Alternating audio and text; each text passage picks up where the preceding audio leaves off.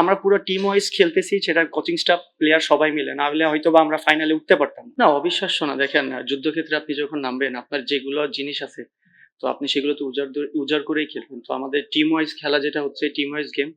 আমাদের হয়তো বা কোনো বিগ নেম নাই, ওভারসিজও বিগ নেম নাই বা লোকাল প্লেয়ারও তো বিগ নেম নাই, বাট আমাদের ছেলেরা বা সবাই যেভাবে পারফর্ম করতেছে আলহামদুলিল্লাহ, যে টিম গেম আমরা পুরো টিম ওয়াইজ খেলতেছি, সেটা কোচিং স্টাফ প্লেয়ার সবাই মিলে, না হলে হয়তো বা আমরা ফাইনালে উঠতে পারতাম না। না দেখেন, এটা আসলে ডিফিকাল্ট একটা সিচুয়েশন ছিল তখন। দেখেন, যখন আমরা প্লেয়াররা অনেক মোটিভেটেড ছিলাম, যে আমরা জানি তারা যদি না থাকে, ক্রিকেট বোর্ড যদি নাই, প্লেয়াররা অনেক শক্ত ছিল। আমার কাছে মনে হয় ফুল ক্রেডিট গোস টু প্লেয়াররা। এরা মেন্টালি অনেক স্ট্রং ছিল। দেন তারপরে কোচিং স্টাফরা যখন আসে, তাদের সাথে কথোপকথন হয়, সবাই বসে কি করলে কি হয়, সবার মিউচুয়াল মিলেই জিনিসটা আসলে ভালো হয়েছে। আমার বলবো যে সবাই, বললাম তো আমি আগে, কোচিং স্টাফ প্লেয়ার সবাই মিলে সবার মেন্টালি অনেক ফ্রেশই ছিল। আমি আবার ক্রেডিট দিতে চাই, দেখেন বাবুল স্যার, আপনি একটা কোচ, যে টিম করার আগে সে হয়তো বা ড্রাফটে ছিল না, সে এই টিমটা এসেতে কোচিং করাছে, তার জন্য কিন্তু অনেক ডিফিকাল্ট ছিল।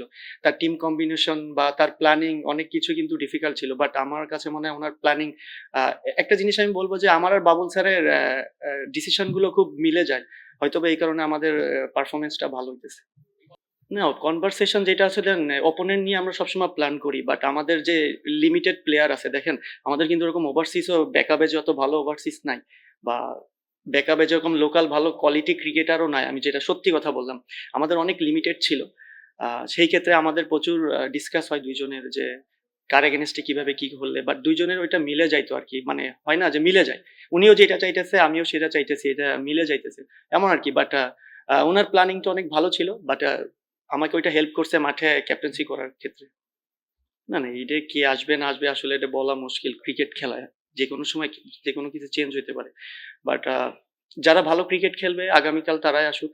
বাট আমার মনে হয় তার রাজশাহী এবং সিলেট ২ টাই দুর্দান্ত টিম। তারা পুরা রাজশাহী তো পুরা হোল বিপিএল এ ভালো ক্রিকেট খেলে আসছে। আ সিলেট এখন খুব স্ট্রং টিম হয়ে গেছে। দেখেন রংপুরের মতো টিমকে হারিয়ে দিয়েছে। বাট খুব একটা কম্পিটিটিভ ক্রিকেট হবে। যেই হোক প্রতিপক্ষ, আমাদেরও সেভাবে তৈরি থাকতে হবে। ভালো ক্রিকেটে কখনো ক্যাপ্টেন্সি করি নাই। বাট আমার একটা অপরচুনিটি ছিল।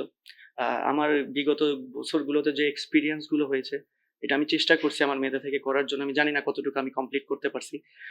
বাট এর দিক থেকে আমি বলব, দেখেন আমিও কিন্তু যখন ক্রিকেট খেলা শুরু করি, আমি যখন ফার্স্ট ডিভিশন ক্রিকেট খেলা শুরু করি, আমি একটা ভালো ক্যাপ্টেনের আন্ডারেও খেলছি। তখন যিনি ফার্স্ট ডিভিশনে যেই টিমই থাকতো সেই টিমই চ্যাম্পিয়ন হইতো। এরপর থেকে যখন আমি আ প্রিমিয়ার লিগ খেলা শুরু করি, আ তখনও সালাউদ্দিন স্যার ছিল। ওইখান থেকে অনেক শিখছি। বাট ন্যাশনাল টিমে এসে দেখেন, আমি আমাদের যে পঞ্চপাণ্ডব ছিল, সবার আন্ডারে আমি ক্রিকেট খেলছি। তো সবার কাছ থেকে কিছু না কিছু নেয়ার চেষ্টা করছি। হয়তোবা আ তখন আমি ক্যাপ্টেন্সি করি নাই। বাট ওই কিছু জিনিস আমার ভিতরে আমি চেষ্টা করছি। ইভেন আমি বলব এখন লিটনের ক্যাপ্টেন। লিটন আউটস্ট্যান্ডিং ক্যাপ্টেন্সি করতেছে। লিটনের কাছ থেকে অনেক কিছু আমি শিখি। লাস্ট ১ বছর ধরে আমি লিটনের কাছ থেকে অনেক কিছু শিখছি অ্যাজ এ প্লেয়ার হিসেবে। বাট আমাকে সবার কাছে সবকিছু শিখে হয়তোবা আমি এই টুর্নামেন্টে আমি তাদের এক্সপেরিয়েন্স গুলো এপ্লাই করতে পারছি। না, অবশ্যই চাবো না কেন? কে চায় না তার টিমে ওভারসিজ ৪ টা ভালো প্লেয়ার থাকুক। বাট এখন যারা আছে তারা অনেক ক্যাপাবল। আমার মনে হয় যেহেতু তারা অনেকদিন ধরে খেলতেছে বিপিএল একসাথে, এই জিনিসটা টিমের জন্য ভালো ইফেক্ট হইছে। দেখেন, হুট করে ১-২ ম্যাচ খেলতে আসলে ওভারসিজ তারা হয়তোবা পারফর্ম করে না। বাট আমাদের যে লিমিটের ভিতরে ছিল তারা হয়তোবা পুরা বিপিএল ধরে থ্রু খেলতেছে, এইজন্য হয়তোবা তারা পারফর্ম করতেছে। এদিক থেকে বলব যে আমরা লাকি যে আমাদের বেশি কিছু চেঞ্জ করা লাগে না।